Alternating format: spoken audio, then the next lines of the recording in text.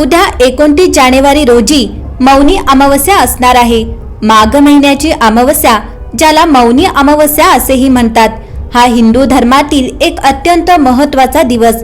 या दिवशी संबंधित अनेक धार्मिक श्रद्धा आणि परंपरा आहेत। असे मानले जाते की याच दिवशी पितृदेव पृथ्वीवर येतात आणि त्यांच्या वंशजांनी केलेल्या पिंडदानाने ते प्रसन्न होतात। या दिवशी पितरांना तर्पण आणि पिंडदान अर्पण केल्याने पितृदोषापासून मुक्ती मिळते आणि पितरांना मोक्ष प्राप्त होतो। असे मानले जाते की या दिवशी केलेल्या दान आणि पूजेचे फळ अनेक पटीने वाढते।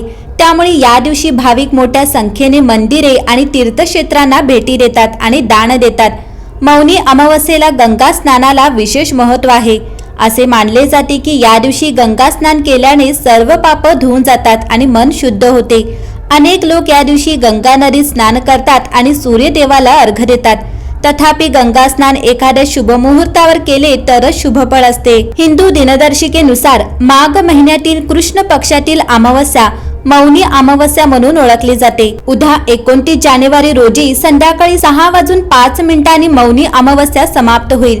मौनी अमावस्येचा मुख्य दिवस उदय तिथीला ठरलेला असल्याने हा 29 जानेवारीला साजरा केला जाणार आहे। त्यावेळी ब्रह्ममुहूर्त पहाटे 5:25 ते 6:18 पर्यंत असणार आहे। ब्रह्ममुहूर्तामध्ये केलेली पूजा आणि दान विशेष फलदायी असते। याशिवाय विजय मुहूर्त दुपारी 2:22 ते 3:05 पर्यंत असणार आहे। हा मुहूर्त देखील शुभ मानला जातो आणि या काळात केलेले कोणतेही शुभ कार्य यशस्वी होते। अमृत काल रात्री 9:19 ते 10:51 पर्यंत चालेल।